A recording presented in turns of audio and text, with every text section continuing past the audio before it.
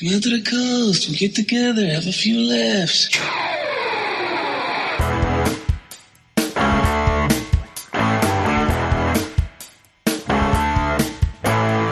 Yippee Ki-Yay Motherfuckers, and welcome to the 4th edition of Dropping a Bruce, the monthly podcast where we watch every single one of Bruce Willis's 40 direct video releases from his acting career to see if he took the role for a paycheck and dropped a deuce, or if in fact he took the role and gave it his all and dropped a Bruce. I'm the notorious Scott K. And from the UK, this is the whiny limey Steve. And together, we will be your captains on this 40-month journey through the lesser-known movies of Mr. Bruce Willis's filmography. This month's stop is the 2012 crime action thriller, Fire with Fire. Speaking of Fire with Fire, I hope all of you who are listening to us, especially big shout out to those of you who have seemed to have found us on the last of the Action Heroes podcast network. Woo. Hugely thankful for Ryan for putting us on there and for all of you who continue to listen. But we had Fire with Catch 44. Ooh, today we're going to find out, is Fire with Fire better or worse than Setup? Just kidding. Steve, you should start going by Steve Setup Smith. Steve may be one of the few champions of that film, thanks to last month's podcast. But right now, here in America and in the UK, as we record, we are in the beautiful weather of mid-May, early May. When you're hearing this, it's mid-June. It's almost fucking summer. This is my favorite time of year right now. We're finally starting to get good weather. It's like, well, again, when I say this, we both do temperatures differently. The only time we ever cross over the metric system is for drugs. All right, we weigh our drugs over here. We are all on board for drugs and walks and runs for some kind of like benefit. We do 5Ks and 3Ks, yeah, and then we weigh our drugs in metric system. I think it's time that we jump into this glorious movie about firefighting. Just kidding. Now, before we change our names, move to New Orleans, and fall in love with the sexy U.S. Marshal, it's time for the... What you talking about, Willis? Just the facts, man. Just the facts. This film was released in 2012, written by Tom O'Connor and directed by David Barrett, starring Josh Duhamel, Bruce Willis, Vincent D'Onofrio, Rosario Dawson, Richard Schiff, Kevin Dunn, Julian McMahon, Vinnie Jones, Quentin Rampage Jackson, and Curtis 50 Cent Jackson. With a runtime of 96 minutes, it holds a 5.6 IMDb rating and a 7 critics and 36 audience score on Rotten Tomatoes. A fireman takes an unexpected course of action when a man whom he's been ordered to testify against after being held up at a convenience store threatens him. Lionsgate and Grindhouse Entertainment Group presents Fire with Fire. Most calls are routine. Every once in a while, you get that call where all hell's breaking loose, and to most people, it looks like a blazing monster, but I understand how it behaves, how it progresses. I say the same thing every time. I say, trust me, do everything that I ask, and I promise you'll stay alive today. No!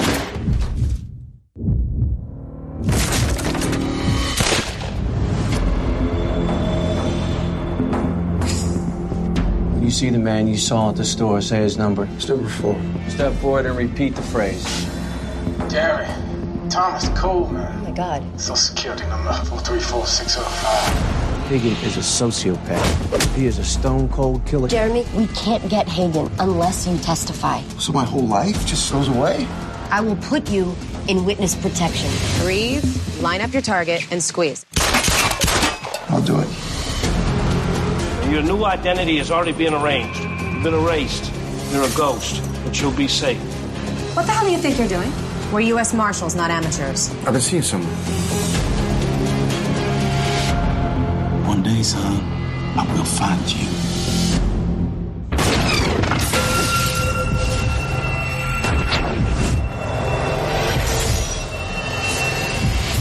I'm a ghost. I don't exist. To hell with witness protection. You're gonna need protection from me. Tell me how to get to Hagen. Blood in, blood out. I didn't want to have to do this. You ain't got balls. I have a 9mm Beretta. I have a Ruger Security 6.357 Magnum. So you tell Hagen's men if they want to get this boy, they're gonna have to go through me. You have to stop. I love you. This is what it's gonna take. He's never gonna stop.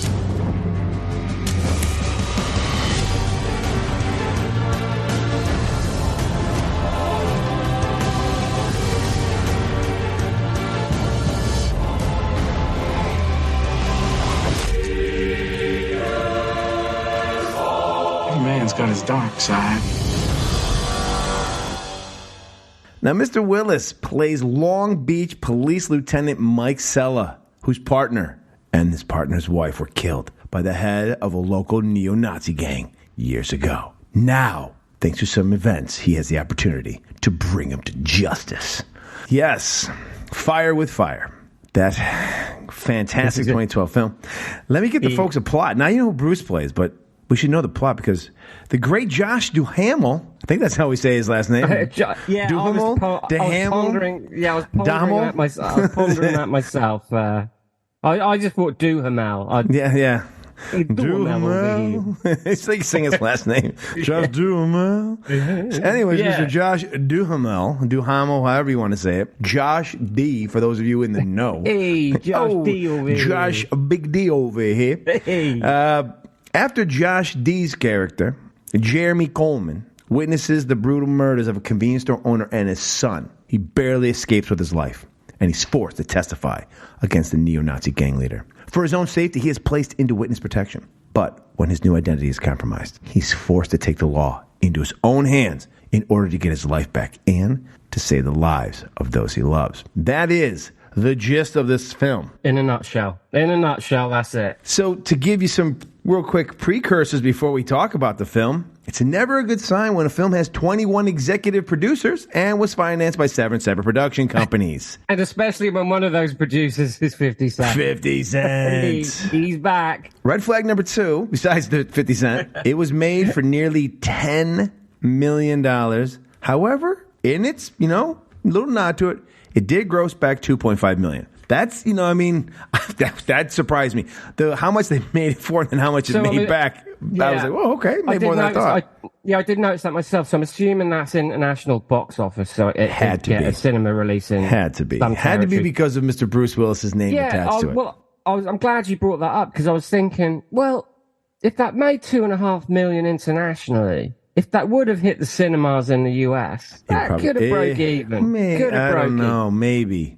I know I'm just being optimistic, but I could have made some, you're right. But it's, because I'm just going by the law of averages the thing. there, I think some of these movies, as we're learning real quickly here, is I truly believe that some of these movies are made. The reason they're going straight to DVD is because they know in America, no one's going to go see a Bruce Willis guest starring film where it's an action movie. Where it's an action movie where he does literally no action in. Yeah, they know. But they know that they can probably shift it on some of the foreign viewers because they're going to go see it because Bruce Willis is in it. Yeah, they don't know the full. I don't know if any of our listeners have noticed or if you've noticed, almost all the trailers I play in the show, Bruce Willis is like in 90% of the trailer. Like most of the trailer, if you see the trailer, it feels like they're like, we really got to hype this up as if this is a Bruce Willis film. And then you go to it and you're like, I don't know that he was in it much. Now, this film I can best summarize, and I figured it out as I was watching it, especially the second time through. And it's something we're going to get into, and it's befuddled me a bit here and how I feel about it. But this is basically a primetime network TV show here in America where the ratings have been stripped away. And you can now really amp up the violence and the language where it's concerned. Because this really has the look of a TV movie. Reason being is Mr. Barrett, our director. He started his career as a stuntman and progressed to a TV director. This is his only film that he's made that's not on TV. He has done over 177 TV shows with directing credits to his name. Those shows are, some being the Fear the Walking Dead, Star Trek Discovery, Arrow, Once Upon a Time, not the movie, the TV show, NCIS Los Angeles, CSI New York, Cold Case, Smallville, and with a whopping 57 episodes directed, CBS's Blue Bloods, a TV show with the lesser of the Wahlbergs, the former New Kid on the Block, Donnie Wahlberg, Donnie. And Mr. Mustache himself, Tom Selleck, happened to be starring those. So, I know that show. Yes, he did direct another. He did direct a movie in 2018, I believe. Did he? No one's seen it. I think it was called Water with Water. No, I think it was called The Guardian Angel. I think it's like a German. Really? I think it's like a foreign war movie or something. But no one's seen it anyway. So yeah, I'm just giving him props because believe me, he's not going to get any after this. Yeah, it's not a surprise that this movie has a real made-for-TV, like episodic CBS TV show vibe to it. Definitely. Definitely. The American listeners will understand what I'm talking about when I say CBS TV.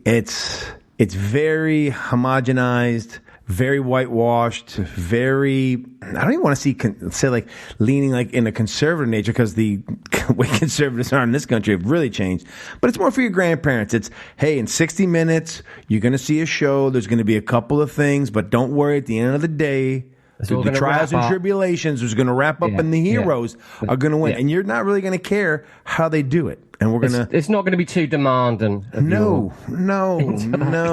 It may throw a few surprises at you, which this movie does. Throw a few surprises at you and be excited. Before we really dive in, but I think the best way to really look at this, one of the things I enjoyed about it, all right, so I'll start with what I enjoyed about it before we dive into all our little fun notes, is it didn't look terrible. Like it had it looked like some decent production value to it. Absolutely. And there had some surprising elements in it, and it tried to do a few things. You could tell that this was definitely a TV director who was let off the leash a little bit, you know what I mean? Yeah. Like he's not constrained to the 60-minute storytelling. He does at least keep it under 100, like we talked about last episode. I don't know that we'll ever break 100. I'm pretty sure we're not going to break 100 minutes in any of these films. Thank God for that.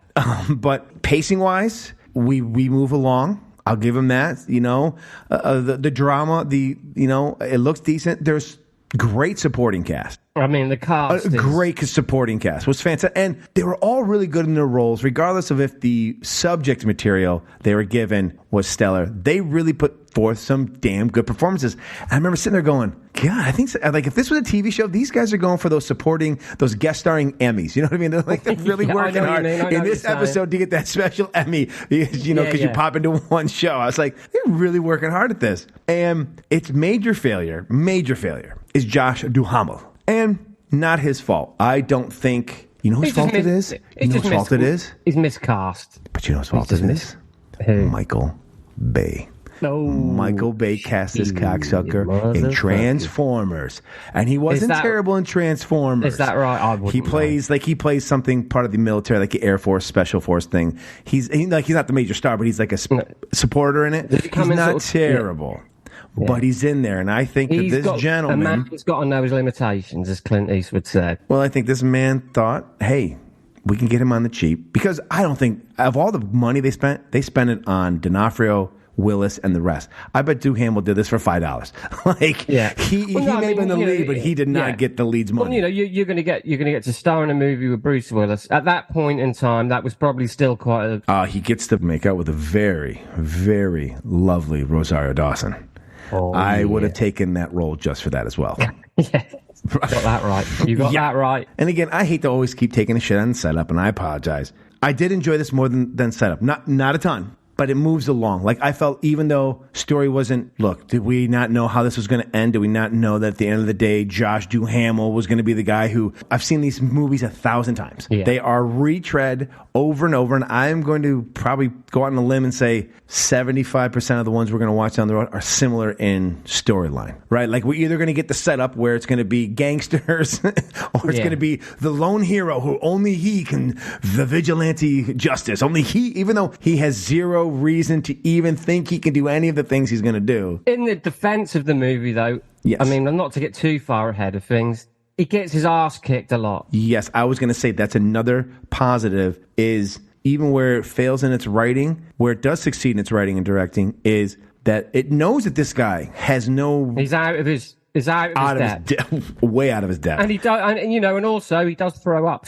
twice. And we're gonna get that really well done. Like I said, there are moments in this that I really, really enjoyed, and it kept me going through it for 96 minutes or whatever it was, because there were some moments all of a sudden I'd be like, okay, flourishes that just elevate the material, just that smidgen, just enough. To kind of... Where you kind of go, maybe Mr. Barrett knows some stuff. He just has been doing TV for so long that, he's in a groove. So he probably took a couple months off, or it was probably during the off season of shooting a TV show, or, maybe he was, moving on to another project. Because I think he starts Blue Bloods right after this. Because when I checked his IMDb page, he does Blue Bloods from 2012 on. He's been doing that a lot. And this, so he probably did this right before that. But he comes into this with knowledge. And he shoots this like a TV movie, but he knows some film. And he's like, I can get this in. Like, I can slide some of this stuff in that I couldn't do on CBS, and he would never be able to do probably on Blue Bloods.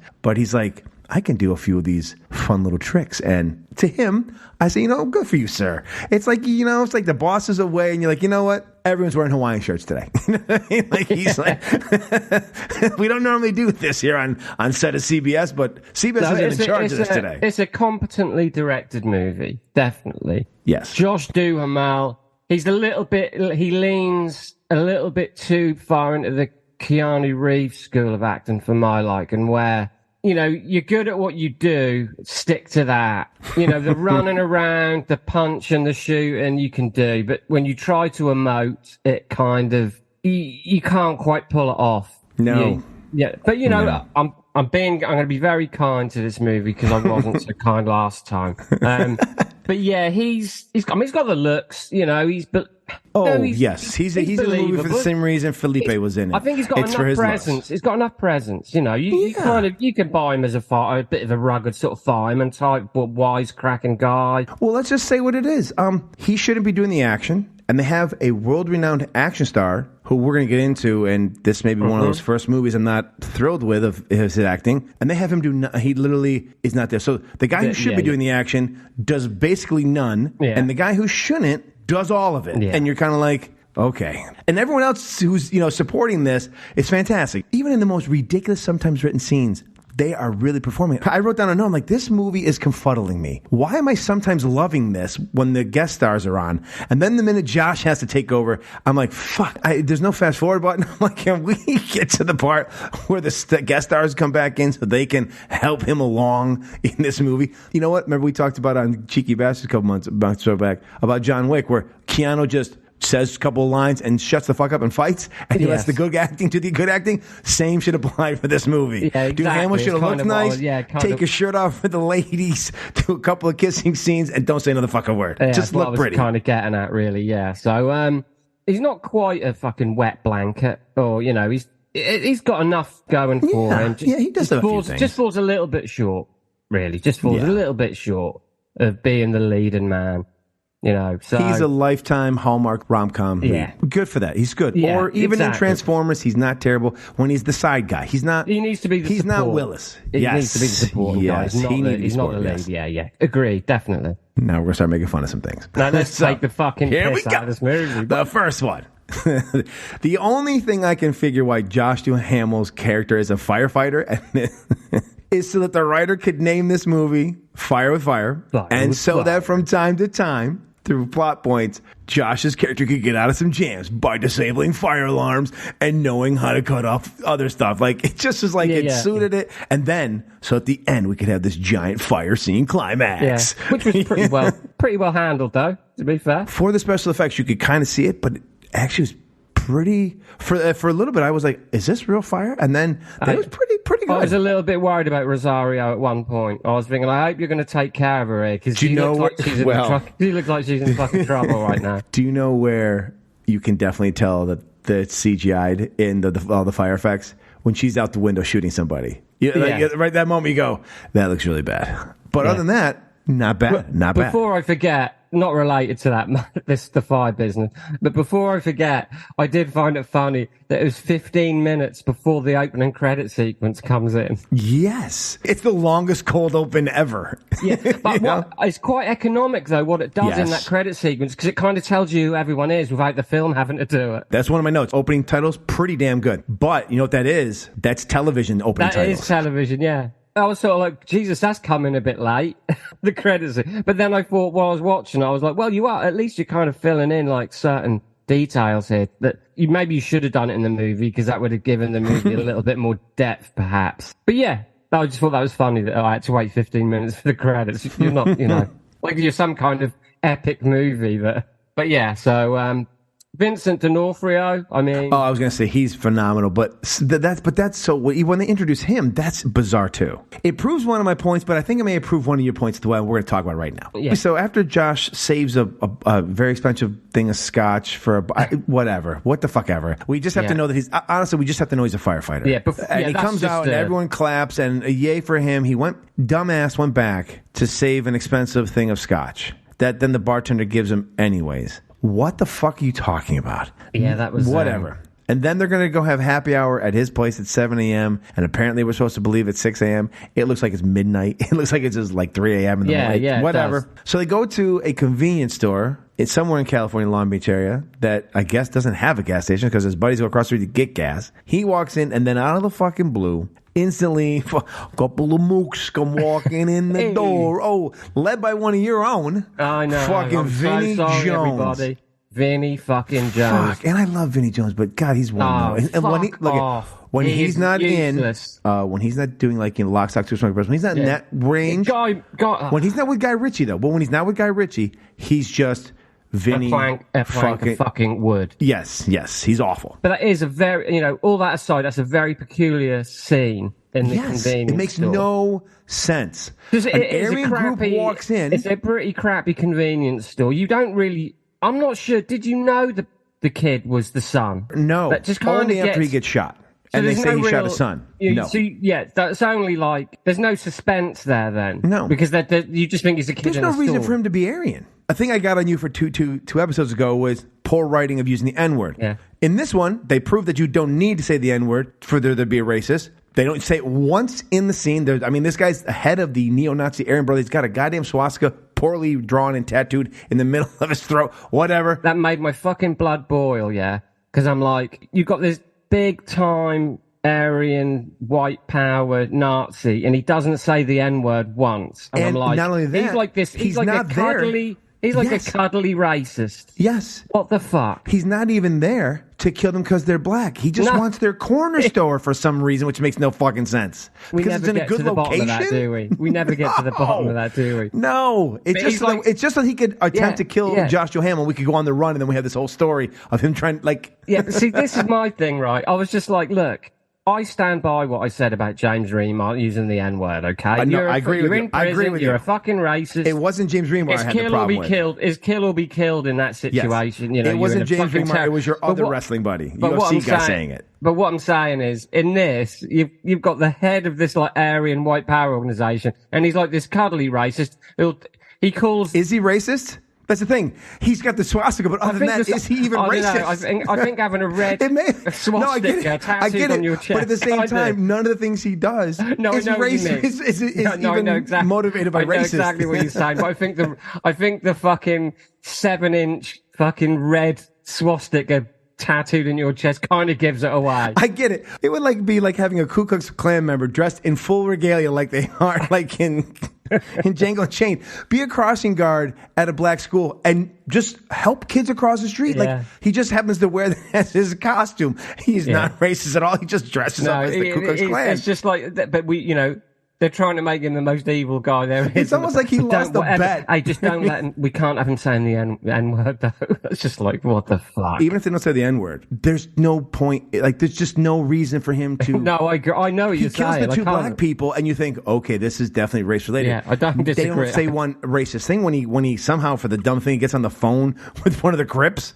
Apparently, it's a gang war. Like, they'd have been better suited if they had just been like in The Departed. They're there for protection money. And you know what I mean? Like, he's just, and they're just Italian mobsters or whatever. Like, it would have worked so much better because being Aryan had nothing to do with anything. No, it didn't. No, you're right. You're absolutely right. It would have been like the Inglourious Basterds. It would have been like if World War II wasn't about the Nazis. It's just like there's just their team colors. It made no sense. Yeah, because obviously the black gang against his gang. Yeah, it didn't have. It's not about color, is it? No, it was about territory. Well, yeah, because that's what he says. I'm just going to take your territory. Yeah. So him shooting the guy's son and then shooting the guy, like it was just bizarre. We've established the pedestrian writing we've got in this fucking movie. Let's get that out. We've got that out of the way, and it's a very peculiar scene in the convenience store where they bust in and kill everyone, like they're trying to get cigarettes for free or something. Yes. Well, when he first pulls out the gun, I think they're robbing the place. Like, I thought it's a robbery. Yeah. And then after he shoots him and you see the swastika, you go, okay, this is race motivated. And you get the phone and you think he's going to say the N-word and he's going to say some stuff or at least talk some shit about him, something black, this or that. Nothing. He just says, I just want to prove a point that I can take your land or your territory anytime I want. Yeah. That was it. And then Duhamel throws some kind of guacamole.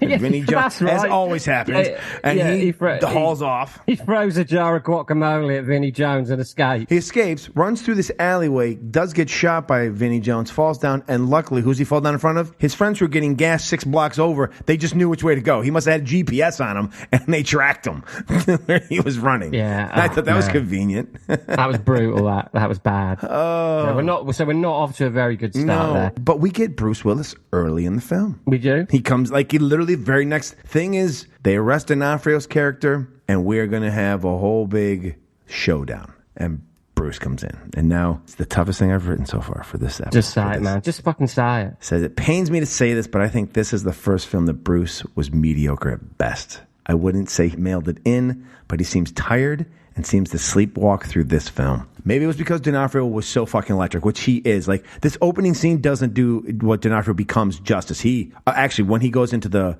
reading the lines, like, he is menacing in this film. Like, loved him. Like, this is going to sound horrible. I know he's the head of the Air Nation, but every time he was on screen, I was mesmerized. I was excited he was on screen. I didn't know what he was going to do next, where he was going to go. His calm. He's not chewing the scenery, is he? He's invested in this. He's really given it.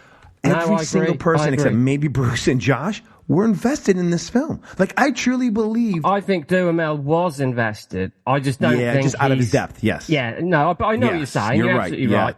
D'Onofrio is completely on top form. He's treating this like he's in a Scorsese movie. I'll be honest with you. I know this can sound crazy, and maybe because of the writing, but if this had been an actual theater release movie, D'Onofrio could have been up for a supporting actor for this. He was that good in the film. Like, he was that believable in the role. Maybe the role didn't have the power of like the American History X type of roles, but he was giving, like you said, he gave as much in this as he would have if this was a Scorsese film. Yeah, he absolutely. was just bringing it. Having said that, you know that anyway because of the kind of actor he is. Well, just like we talked about Whitaker last episode. he shows up regardless. Like like we say about Nicolas Cage. Do you know what I mean? Yeah, he's in some sucky films, but he doesn't suck. No. So it's the same he doesn't. Kind of, yes, it's agreed. the same sort of it's the same sort of deal. You know, where you have got a heavyweight heavy in this. So maybe it's because of his acting. Or, like we talked about, maybe because it's an action movie and they don't use Bruce for any of it, except for this one. It pissed me off so much, I wanted to fight the writer of this.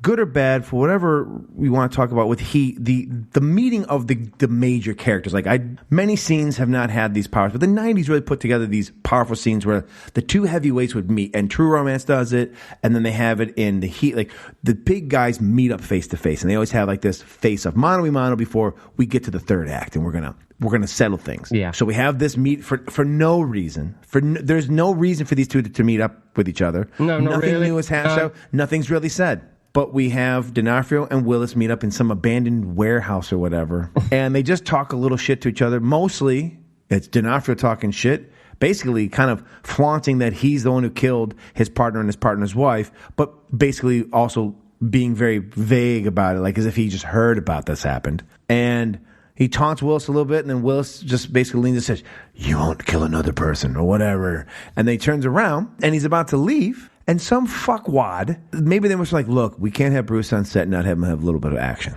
That's exactly what happened. Exactly. And the guy reaches up, touches him, and Bruce throws a couple of punches in Bruce Willis style, drops the guy for no reason. There's no reason the guy even approaches him. There's zero reason for this antagonistic move, except that they're like, we gotta have Bruce punch somebody. Last day on set. But this is the kind of movie we're dealing with, where things happen purely because we've got the actor to do it. Well, actually, the other stuff at least somewhat keeps up with plot. This had zero reason for any of it to happen. Yeah, I mean, I'm not arguing with you, but it's that kind of movie. Look, Bruce Willis has been in this movie for the last hour. He hasn't punched anyone or shot a gun yet. Or really done much of anything. Well, no. In my opinion. He's in this movie I think he's in this movie more than he was in the other three, possibly. He's in this quite a bit. Like, he's actually, he really is a supporting actor in this. You know, for as much as we're probably going to find out he's in it for 20 minutes maximum, he's got at least 30 minutes or so of screen time, I felt like. In this movie, 50 Cent does an actual cameo. It is a cameo, isn't it? He's in the movie. I don't know how you got the service, but two things you can check, fans here. I watched this on Tubi, which is a free service here. On Tubi, there is, when you click on it and it goes to the movie load up screen and everything, so you can play or resume or whatever. Yeah. 50 Cent is in there holding one of those automatic, shotgun / really grenade launchers that you play with in, Grand Theft Auto. And on one of the posters you'll see in our graphics, he's in the bottom corner. There was a scene where I think 50 Cent and his crew get into it maybe with this Aryan Brotherhood at some point. It got cut. It never made it. So we need a director's cut. We need a director's cut, man. Yes, we do. That's exactly what by director's cut, Josh Duhamel's cut out a lot of it. We get just an hour of this fight scene. But unfortunately, you get more 50 Cent. That's well, we're going to get into him in a second, too. Be careful what you wish for. Yes. But yeah, at least, I mean, he's in it for about a minute, maybe. Yeah. And it's one of the better scenes, but not because of him. Yeah, and also, he's the smallest person in the room. Did you notice that? Once again, it comes to what we said about in setup. I said, for all of the gangster shit he talks about, he is the least imposing person when it comes to trying to be a gangster. It's as if he does not know how. Quentin Rampage Jackson, former UFC fighter, who was phenomenal in his 5 minutes, really showed up your boy. Now, I'm not going to talk trash, but really showed up your boy because of his performance. He was way better than he was as Mr. T's character in the A-Team. He was fantastic in it. The other guy in it... I did. Do you know what? I didn't put 2 and 2 together there.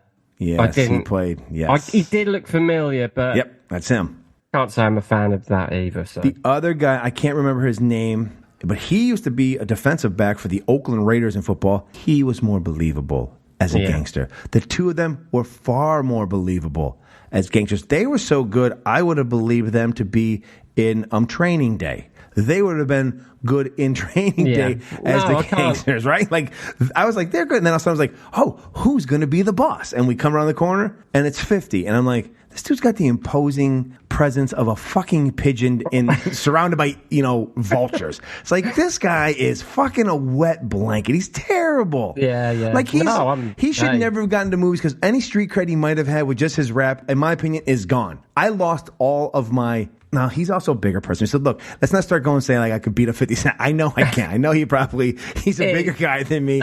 He'd probably knock me out. However, I don't feel scared of him by any, I don't believe any of the things he said. I'm starting to think that maybe he didn't get shot 100 times, like you said. And maybe he was born in the suburbs and just grabbed this persona. Like, Eminem comes across as a tougher guy than 50 Cent ever does. And a far better actor. But I will say this. Let's just settle. He can't act. That's all this is.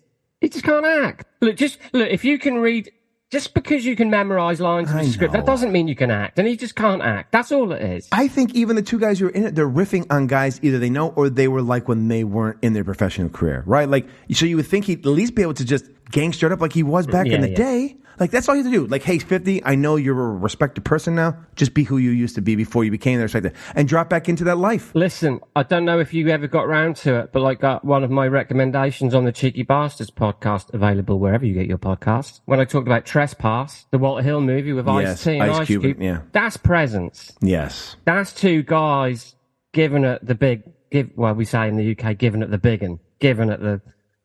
because they're leaning into who they are and where they've come from. And this guy can't even do that. But the funny thing is, well, not to go on to a 50 Cent musical tangent, but he can't 50 Cent but he can't rap either. He just mumbles, doesn't he? He's got no vocabulary, he's got no flow, he's got no style. He's no fucking Ice-T, but then very few people are. So anyway, he can't act, he can't rap. He just stands there looking like a gormless twat. Yes. Fuck that guy. How did you feel about Mr. Willis? Am I being too hard on him for this? Or is it because the other three performances that we've seen were so much better that, as you call it, like bog standard? Did it not just feel like okay. I'll say one thing. He's too old to play the Josh Duhamel character. Okay. That's fair. Yeah, that would have been awful. Right. Yes. Okay. I would agree 100% with you there. Yes. We'll give him that.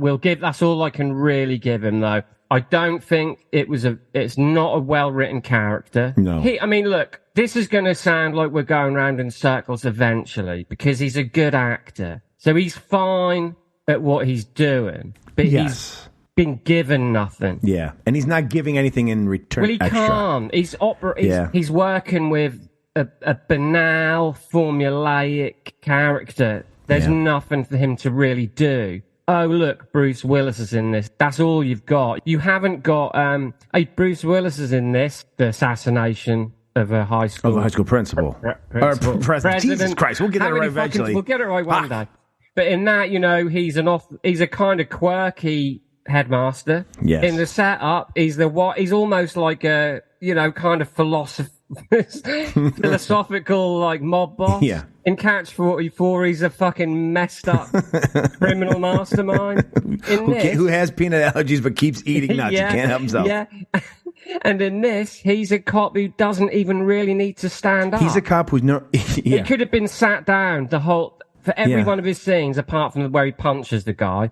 He could literally have just been sat in his chair at the fucking desk. He's the guy in all the great cop movies who's in the background. The cops you don't know about, who are just sitting there answering phones, doing the desk. That's what he is. He's not... Okay, look, it's hard for him to elevate what he's been given because he's not been given anything. Yeah. It's like, it's impossible. He's an actor, not a fucking magician, You can't just expect him to pull a great performance out of his ass when he's got nothing to perform. That's the problem. He has two moments where he could have possibly shined. And maybe, like you said, maybe it is the writing. His head-to-head with D'Onofrio, it's all D'Onofrio, and he just kind of it's almost like he's standing, like he got called into the principal's office, and he was getting yelled at and just stood there and took it. Yeah. And the other one is when he's then on the phone with the U.S. Marshals guy. He's on fire. And then all of a sudden he gets upset. And he gets upset, and you're kind of like... I did kind of like that, though. But it comes out of nowhere. Like, you know what I mean? Like, everything else is just like, hey, Marvin, how you doing? It's just very... Maybe he just did that to amuse himself because he was falling asleep. But because of that, it seems so odd. Like, it almost feels like... And again, it comes down to editing, but it feels like overacting at that moment because you're kind of like,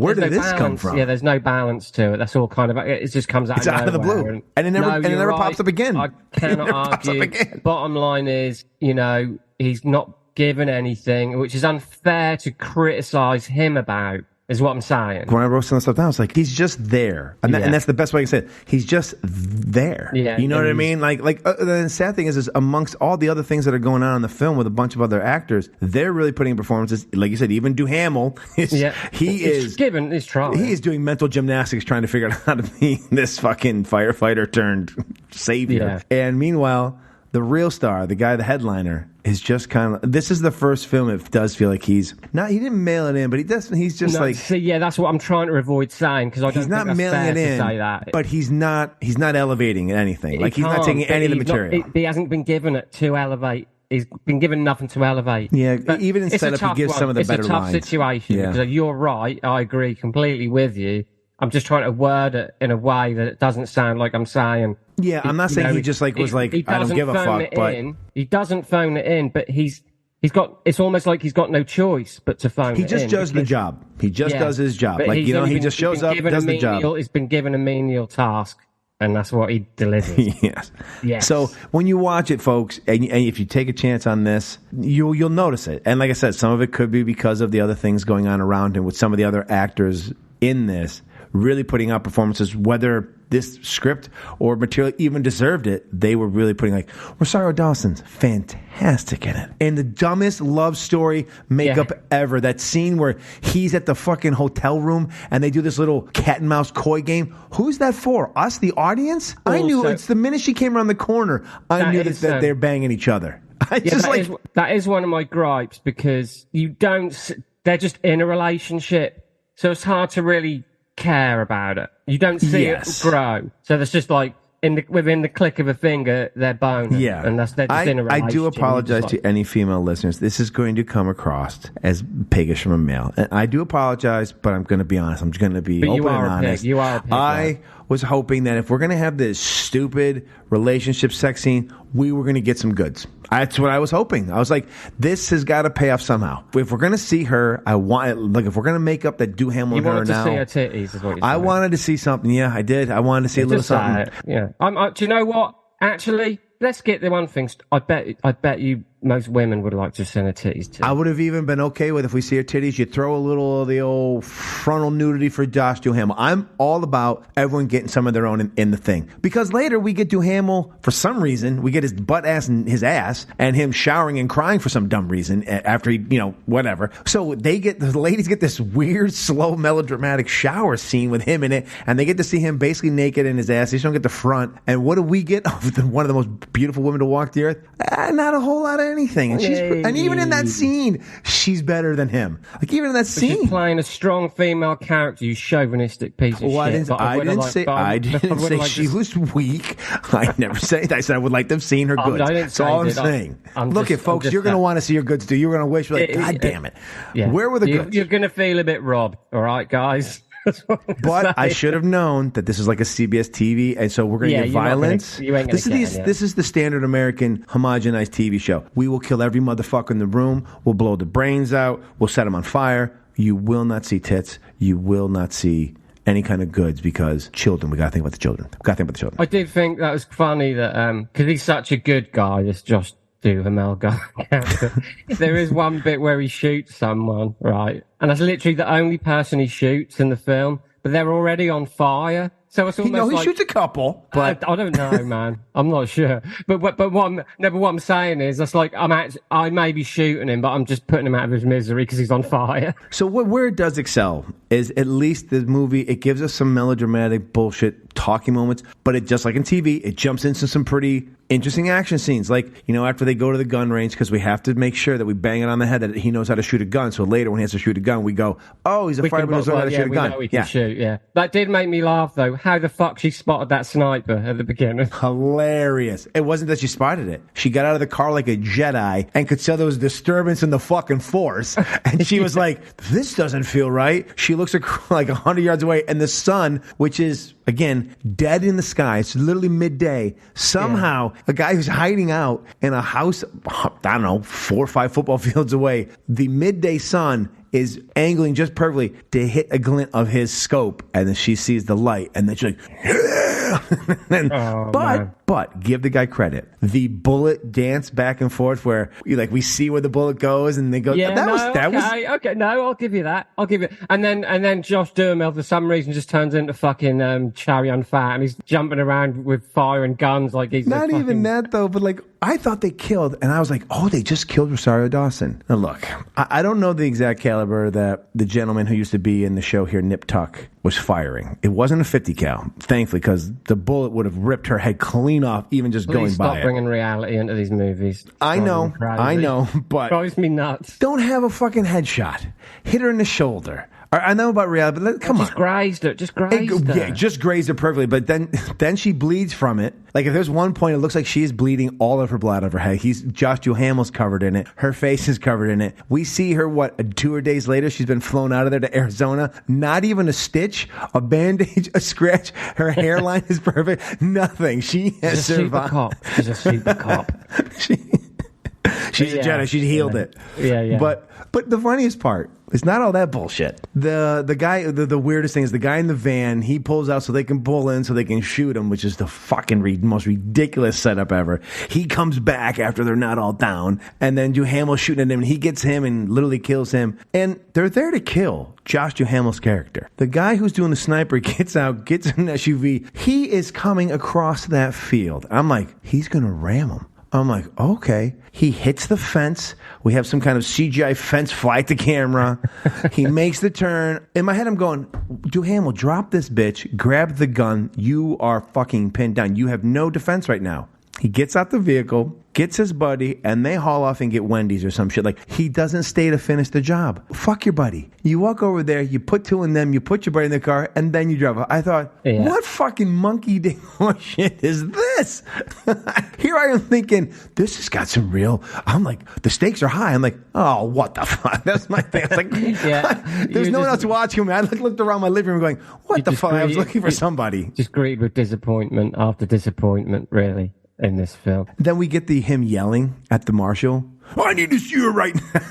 Duhamel's like, he's calling the shots. Yeah. I love that Duhamel's character. He tries to yell at the marshals. And then in the biggest Barney Fife cop move ever, they let Duhamel go into a storage unit alone. And of course, Hagen disables the fire exit. But Hagen calls him. Hagen's able to get his phone number and is able to call him. And they have actually a pretty good, when he's talking, when Hagen's telling him, like, kind of like, hey, This is how prison isn't going to change time. It gives me nothing but time. It was kind of like this whole movie, the guy who's writing it is actually destroying his own plot based on this great little monologue that D'Onofrio is able to give us, pretty menacing. And then he's like, doesn't matter if I go to prison. I have time. I will always be able to get you. And you're kind of like, yeah, this whole thing of him sending him away was pointless in the first place. Well, here's something. What about this? Vincent D'Onofrio and Bruce Willis switch roles. I'm not saying that was going to rescue the movie, but can Bruce pull off that character, or is he too? Because D'Onofrio slides between all kinds of characters, right? Well, he's such a great. I know what you're saying, but do we think Bruce could have pulled it off as well as D'Onofrio? Would he have had? I mean, we've seen him as villains before, but he's more of the tough guy. This is more of the sociopathic, very methodic kind of killing machine. I think Bruce Willis might be just too likable. And then that was where I was going to go next. Pull off being such a piece of shit. Like we're okay with him being a gangster and being tough, but him being like a real villain, villain. Yeah, maybe not. No, I was just thinking of it like no. I know what you mean. Yeah, it would have at least he had something more meatier to do. Yes, that's kind of where I'm not. Wouldn't have made the film better. It might have made it worse though, because that's how good D'Onofrio is. Like he carries his film. It's bizarre that I'm saying that an Aryan gang leader is the best part of the film, but I don't want to put him in the same category as like a Hannibal Lecter. But he's like a Hannibal Lecter in the fact that when Hannibal Lecter's on screen in those movies, you're mesmerized by him. You're mesmerized by this amazing villain and how he's being portrayed. He's very soft-spoken, very menacing. He knows what he's doing, man. He's a pro. So Duhamel's character eventually escapes because, as you do, he's always 12 steps ahead. He does the old cliche of like, this guy's really pulling from old action movies, but like, you're not going to have to look for me. I'm going to look for you kind of thing. You're like that whole, and then even the greatest thing is even D'Onofrio's character is laughing at him. And as the audience, we're laughing at him. We're like, fuck you. We're laughing too. We don't believe a thing you're fucking saying. You're not going to do a goddamn thing. Duhamel showed them though. He came through. Well, when he shows up into LA 48 hours later, we get Rampage Jackson. And we get that little scene with 50 Cent. And here's where some of the great moments happen for this film. I don't know if it's because the guy used to be a stunt director. So maybe, obviously he used to be in stunts. He used to be a stunt person. So he has some knowledge of some of this, violent stuff that he does. And he also, like we said earlier, when Duhamel has to get into violence, they don't last long. He knows that he's either beaten or he's able to outsmart them by sometimes pure luck or just by some, moments that happen where the villain lets their guard down because they think they're better than Duhamel. And so he sometimes gets the drop on them, not because he suddenly turns into Bruce Lee, but sometimes he gets the drop on them. But Rampage Jackson hits him in the side, drops his character, forces him to put his teeth on the curb, kind of like in American History X. And a moment way in there, Duhamel's character, whatever they gave him to throw, but he froze his actually, for a moment, I thought, did he actually really throw up? Like, I was wondering, like, did maybe Rampage Jackson accidentally really hit him? And, he just is actually physically throwing up from him because he can't do it. That was good. The gangsters were good, except for we get to 50 Cent. I won't tell you what, because I'll move past it because it's maybe my thing in the follow-up of some of my favorite stuff. But there's not a whole lot of this movie that's great. Some of the action sequences are fun. One of the best is when he goes to that garage, and I did not see him taking the guy's fingers off. Like he threw up, like he took the first finger off with the, I was like, the director, whether it was written or not, the director thought some of this stuff out. Like there were some moments you're kind of like, man, that's kind of brutal. Yeah, so Josh Duhamel, he tortures one of Vincent D'Onofrio's henchmen, and he uses a chisel, I guess, to hack his chisel and a hammer. Some of his fingers off, but you don't really see any of it. So we're still CBS, but it's implied enough that it makes you kind of recoil a bit, like and Josh Duhamel is sort of horrified by what he's actually done. The first time he takes the first finger, he throws up again. It's weird because that's what's so confuddling about this movie. Sometimes there's some really good acting in it. Visually doesn't look terrible. Like it's got a good film stock. It was well lit. There's certain things about it you could tell it looks like a TV movie. There's some surprising moments of violence in it out of the blue. There are a few good written lines of dialogue that some of these characters get to say. You know what I mean? It has. I think the problem is we're trying to convince ourselves here. I thought I was going to hate it more than I hated it, and the second time through I didn't like it as much, obviously, because it was better the first time through. But it's one of those movies where it was 96 minutes. If it had been like a snowy day outside, I'd be like, okay, not terrible. Like you said, I've seen worse. I've seen far worse. It's everything I expected it to be. I'll say that. Yeah, I'm starting to think that maybe these direct-to-DVD movies need to be just directed by TV directors because, he didn't write it, but they're able to take someone else's script already and try to get the most out of it with visuals and performances. And I think in that respect, Mr. Barrett did a good job of taking what he was given. He's a competent director. Yeah. He's not. I don't blame any of this on him. No, it's very formulaic writing, and you've got the wrong lead. Ultimately, really, that's it. It's so inoffensive a movie. It's hard to be too cruel to it because it's too simple a movie. It's not amateurish. It's not. Do you know what I mean? Yeah. You can't mock. You can't mock the amateurishness of it. You can't mock the cast because they can't act. The action's not badly handled. It's just all very mundane and mediocre. Yeah. Retread, and not in a good way. So you just feel a bit indifferent about the whole thing. Yeah, I hate to use the term meh, but it's a bit meh, isn't it? Yeah, which is it's how I felt about even Willis's performance somewhat. I know. We'll move off this in 2 seconds. The last note I had that I thought was very, very fun. Movie's called Fire with Fire. Our lead is a fireman. In the opening scene, ridiculous, whatever. There's a moment when he's driving in a car and we think he's going to, and this is where like the writing gets really shitty. Kind of like you back there. When I'm in a fire, I'm able to talk people out of it. I calm them. And she's like, oh, what do you say to them? He's just like, look at me, do what I'm saying, we're going to get out of here alive. It's like, that's what every fireman says. Like, I thought he was going to have some kind of like Rudy moment where we're all going to be like, yes, let's go join the fire department. I was like, fuck you. So, clown shoes, fireman there. We have an end scene because we can't call this Fire with Fire unless we have some reason to have fire at the end so that he's in his domain, apparently. He drives a minivan into the fire he set because after he sets the fire, he realizes that he thinks he's going to bring these guys alive, but doesn't know that his girlfriend's in there.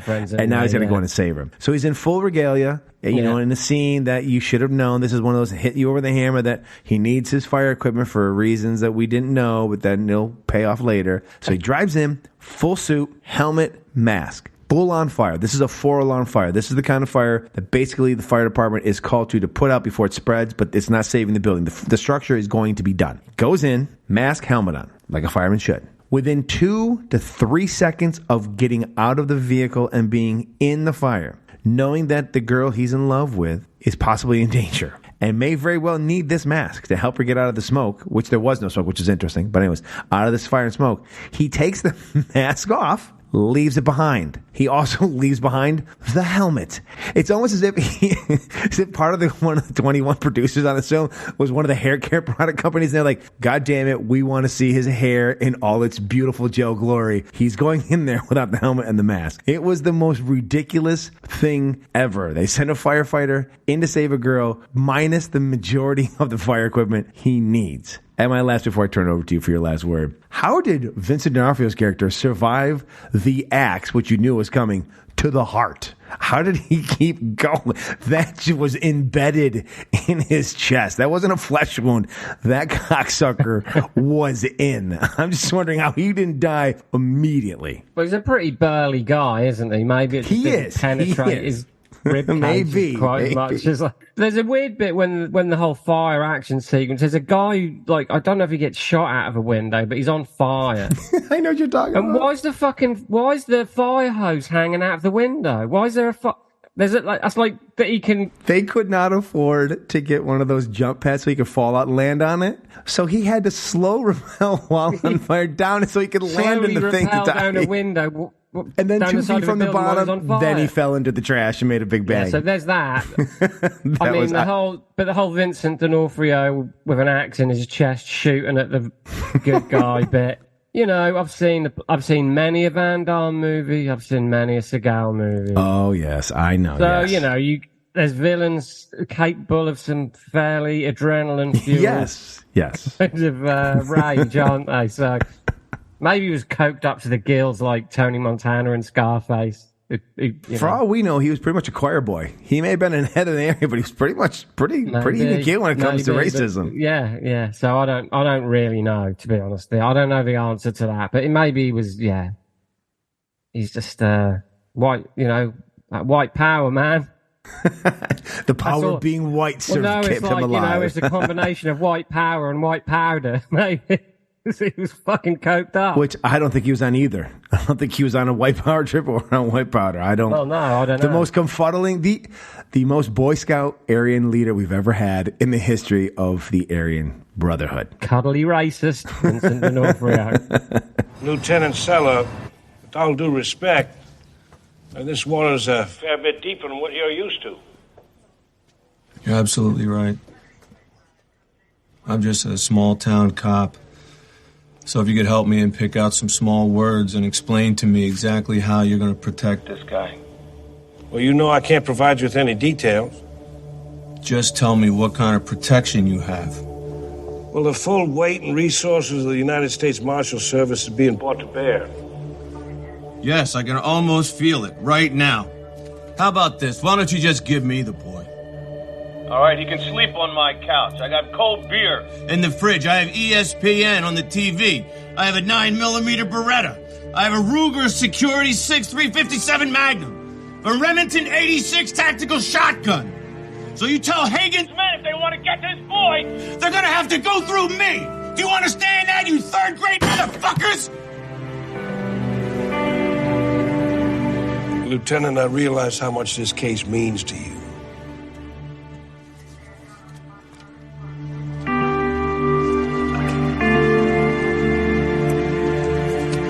How's he doing? He's better than I expected. He's a tough kid.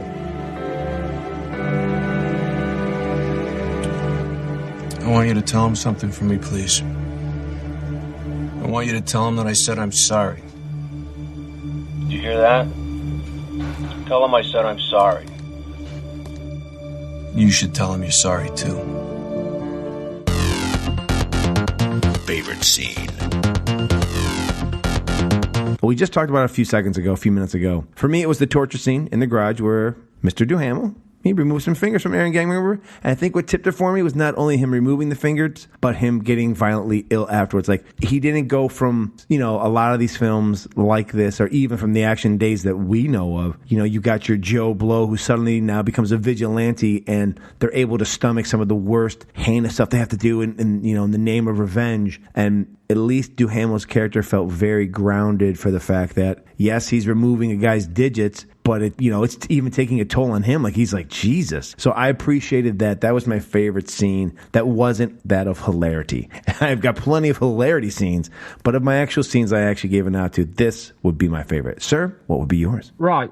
Character, right. So this involves a character we haven't actually discussed. We've forgotten a very important character. Neil Hagen, Vincent D'Onofrio. Yeah. His lawyer. Oh, he's great, yes. An actor called Richard Schiff, who plays Harold Geathers, who is Vincent D'Onofrio's lawyer. There's a scene where Josh Duhamel and him have a face-off, basically. And it kind of, because he's a scumbag lawyer throughout the whole movie. But in this sequence, it kind of, so Josh Duhamel's like chewing him out and saying like, why are you representing this piece of shit scumbag? And then he kind of turns around to Josh Duhamel and says, look, I'm threatened by him too. You've got to understand that I'm a lawyer. I got into this game with the best of intentions. Some things go your way, some things don't. I don't know. It just gives a little bit of humanity to someone who I was really surprised to get any from. Mm-hmm. He's not an important character, but he's a very typical character that you always get in these movies, where he's the sleazy lawyer representing the bad guy. He doesn't play him as sleazy and as like almost like mustache twirling like sometimes do. Like, he really gets it. No, exactly. But you do get the vibe that he's a mustache twirling villain. Yeah. But that scene that I'm talking about, that kind of takes you back a little bit, and humanizes him. Actually humanizes him. Yeah. He's as scared as Josh Duhamel is, and his hands are tied too, because his family are basically at risk every time he fucks up and makes a mistake on D'Onofrio's behalf. So that's my favourite scene, because that was one of the better written scenes for me. Agreed. Well, we move on to your favorite quote or line of dialogue. Best one-liner. This is going to be very disappointing. I haven't got one. Really? I haven't got one. Do you know what? I didn't hear a line in this film that impressed me. I'm about to recite one that Maybe, when I was making this, I forgot until I saw it the second time. And the minute I reheard it, I was like, oh my God, yes, this is the one. Okay, well, let me just say before you humiliate me. I did it last episode. No, you did. I'm messing with you.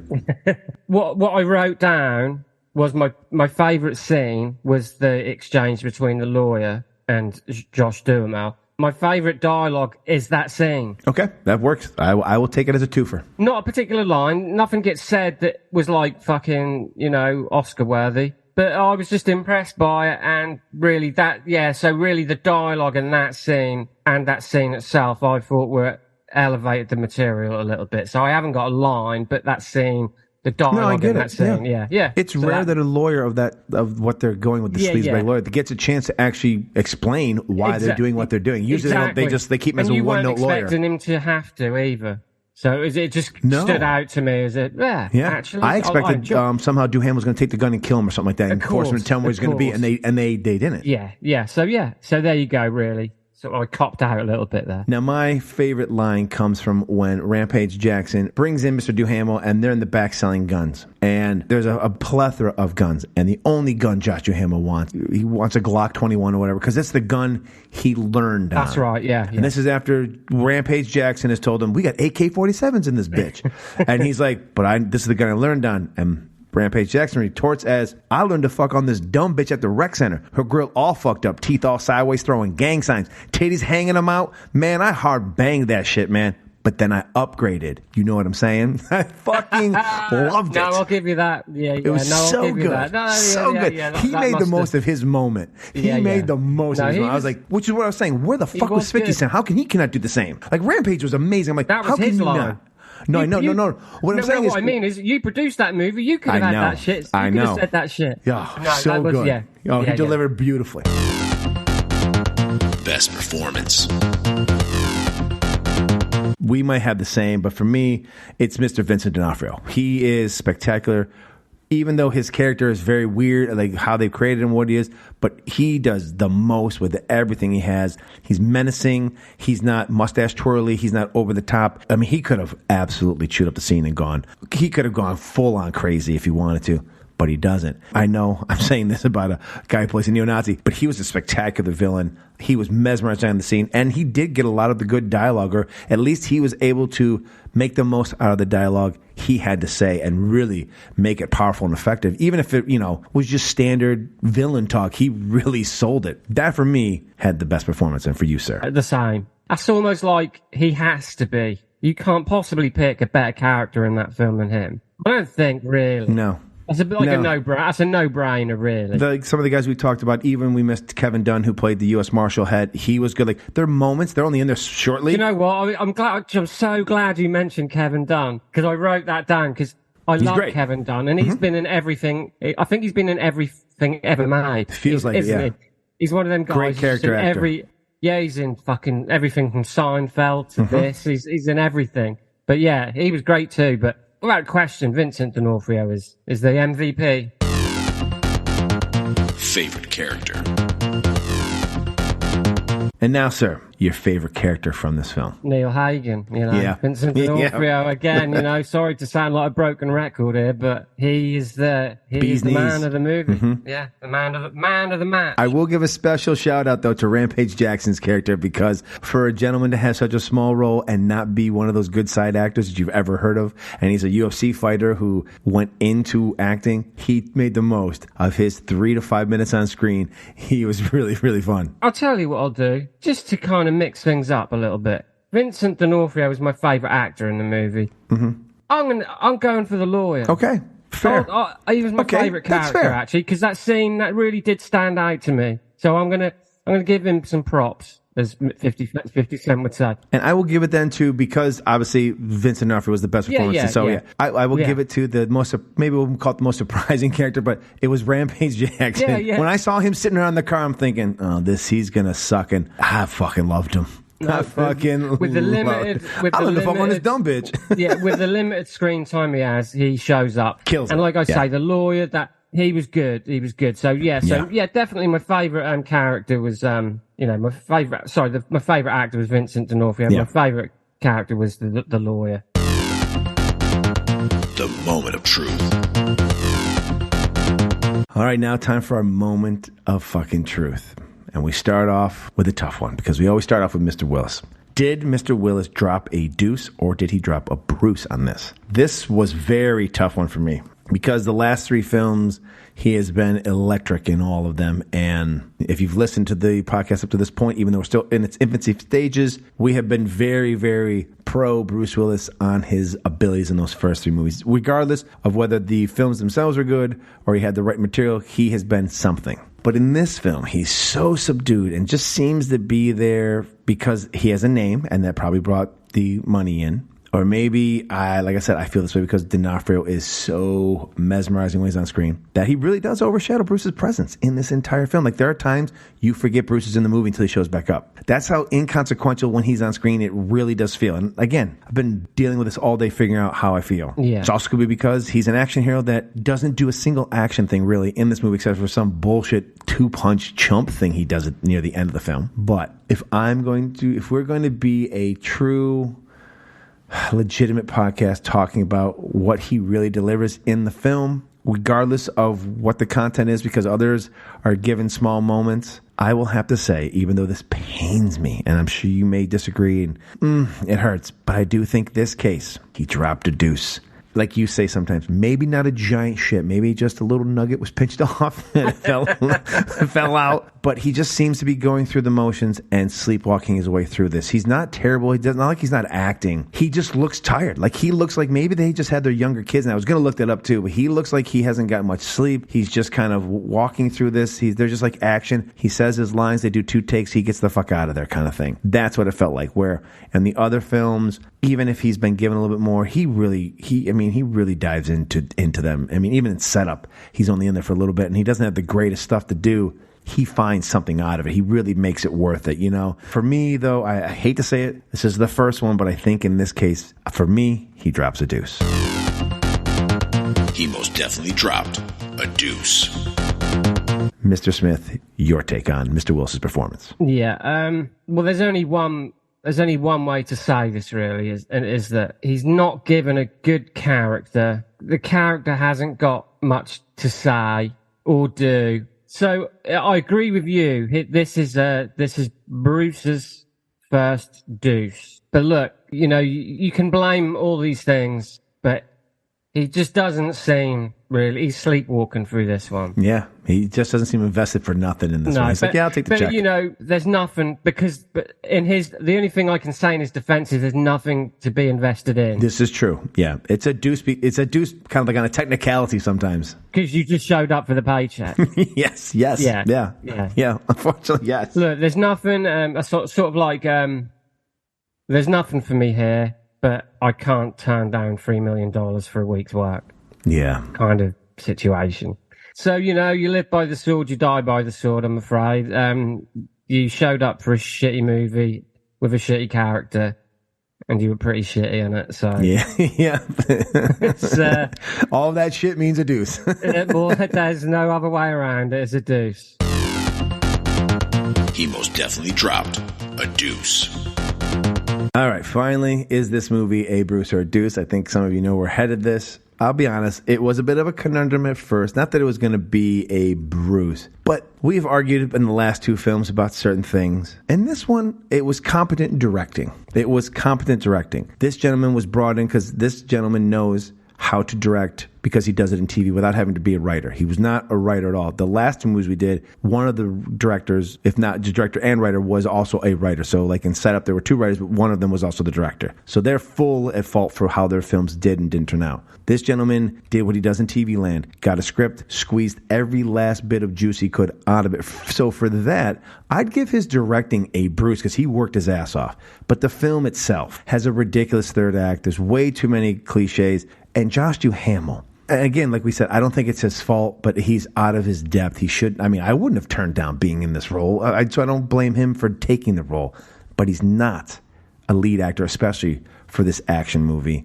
And because of it, it just drags down every other possible element that could have made it even worth it. Because, again, like you said, we know this is a B movie. This is straight to DVD. And it was somewhat enjoyable. If you watch it once, you'll have some enjoyment out of it. But it's just a deuce, unfortunately. And not because some people didn't try, but the writing was terrible. And Duhamel was out of his depth, and just like some of you like half the stuff we talk like, what? You're just so blown away by some of the things they pull off, and then you're stunned 2 minutes later by some other stuff. You're kind of like, wait a minute, okay. So we got this cool gunshot back and forth, and then the guy's just going to drive across the road to pick up his buddy and not kill the people he's there for. You're like, what?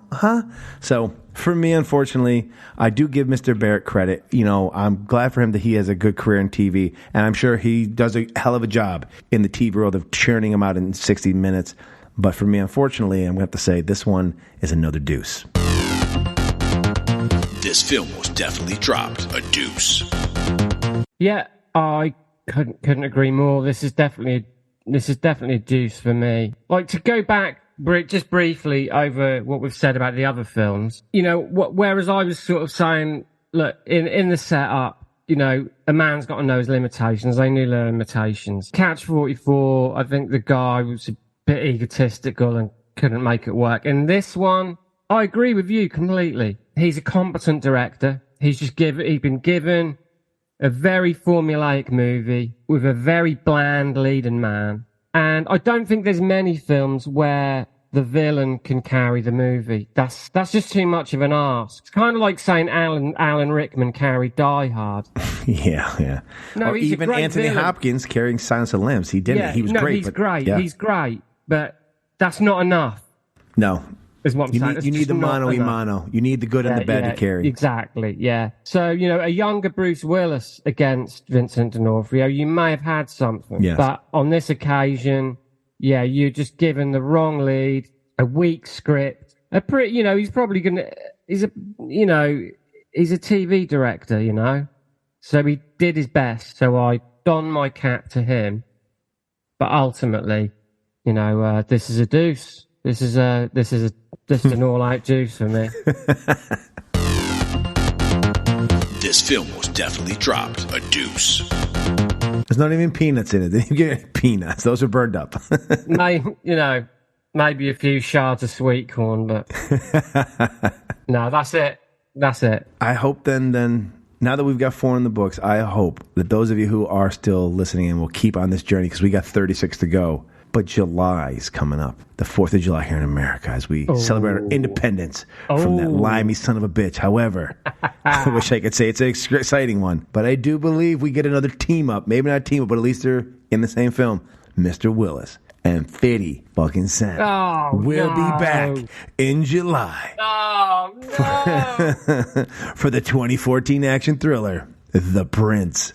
So be sure to check us out. And also check out our podcast, our main podcast, The Cheeky Bastards, for more fun taking shits on other people's stuff. Come on. Yeah. Come on over. You're all welcome. And thank you so much for those of you who have found us on the last of the Action Heroes Podcast Network. I hope that we are adding to the content here and that we are a nice feather in the cap as opposed to a pebble in your fucking shoe. Thanks, guys.